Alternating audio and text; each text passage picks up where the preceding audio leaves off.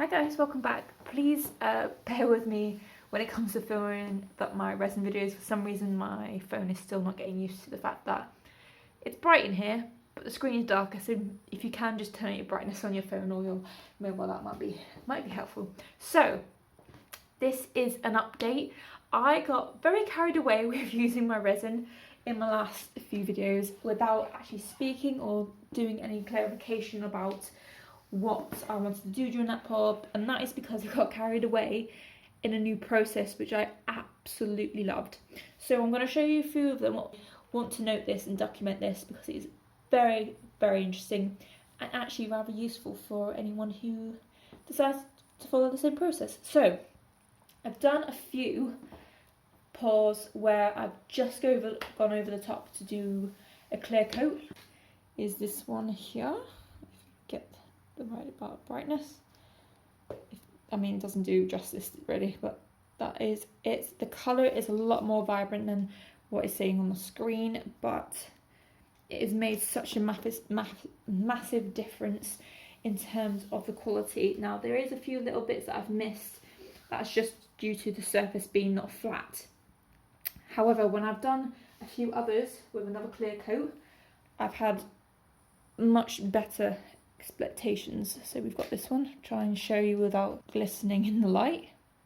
This has another clear coat. This is also resin as well,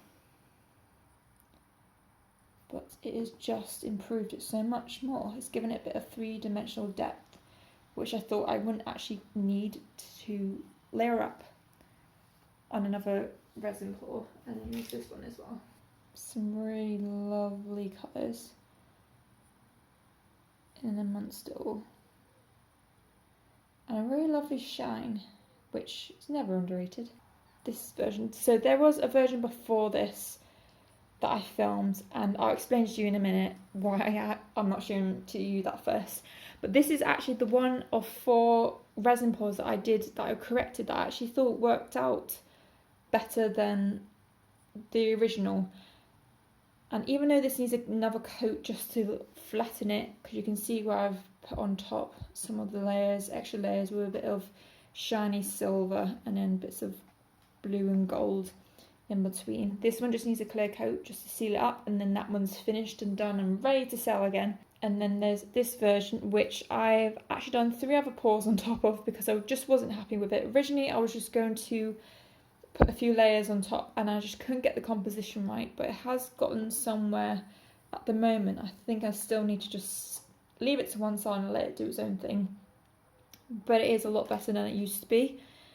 This version, like I said, I'm just going to leave to one side and then figure out what I want to do. I might just paint on top of it and just do normal painting. I have not decided. It's up to whatever my brain feels like doing at that point in time.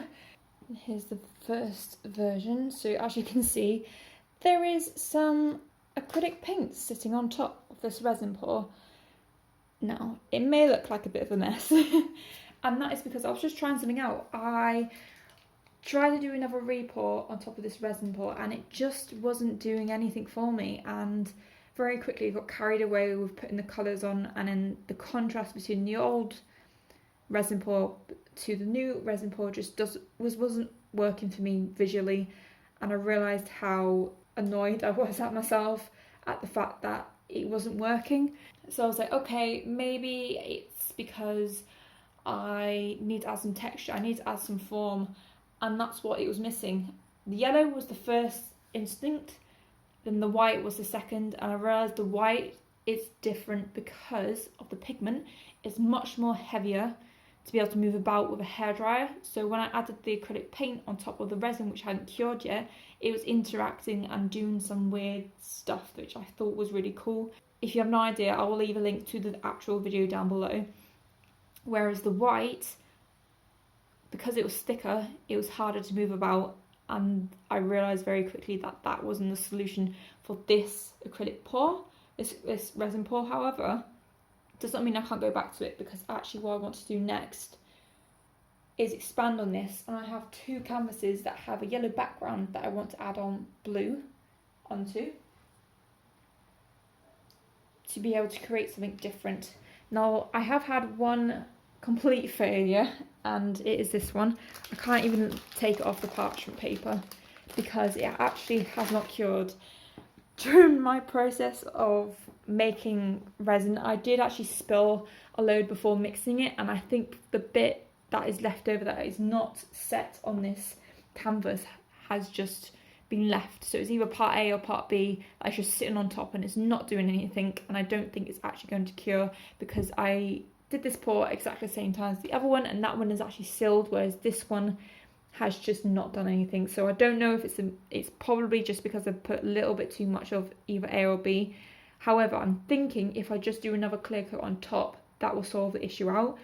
And that version, I could also add in the blue to kind of give it a weird mixed media feel, therefore not wasting materials. If it at the end of it doesn't work at all, I will have to throw it away if it doesn't seal properly, because it will not do anything. No paint will solve that, unfortunately, but we're going to try to avoid that by being clever about it and putting another seal on top to seal in all these lovely bits of textures that we've got from the mixture of the resin and the acrylic.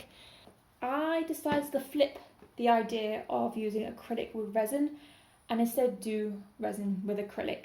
And I actually came out with 4 ideas of complete experimentation where I had a lot of wet acrylic paints put onto a board or a canvas, and I just poured resin on top of that canvas, used the hairdryer to make it interact and create these weird versions of mark making.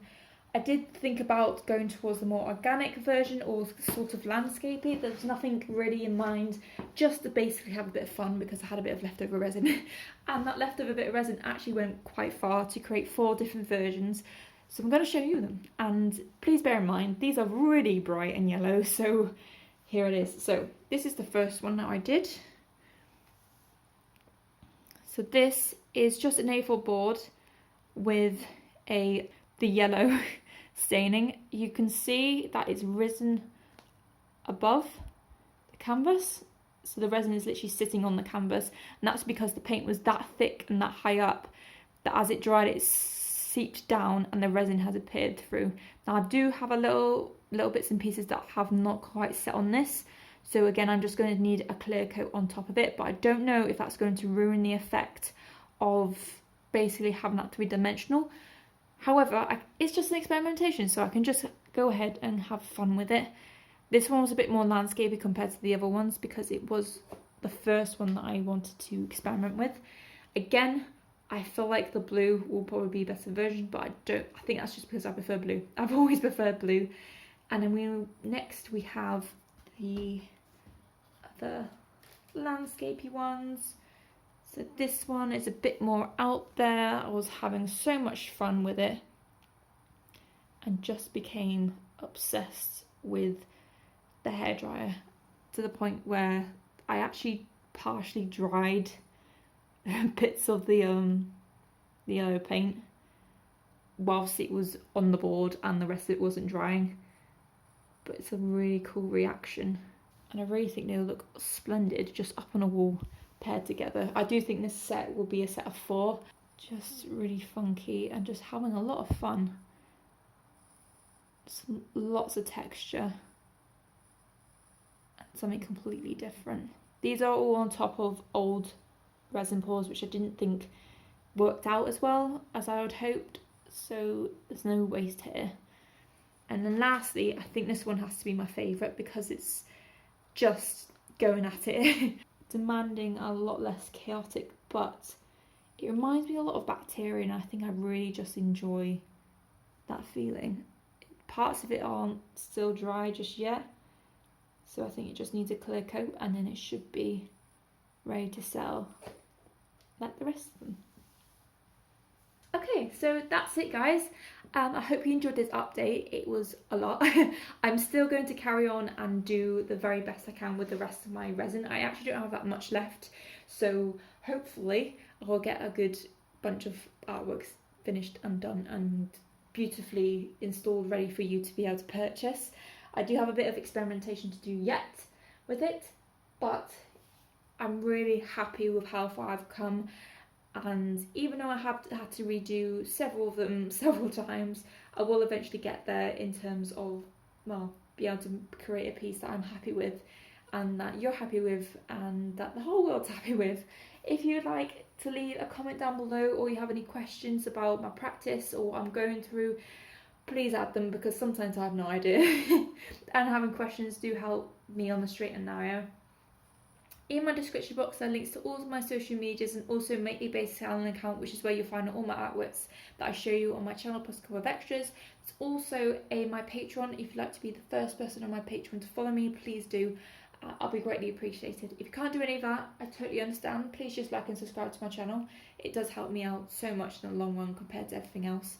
However, if you can do any of the other stuff, please do, because I'm skinned. I'm so skinned that I just want to cry sometimes. But, you know, I just have got to take it one step at a time. But thank you guys again. I shall see you later.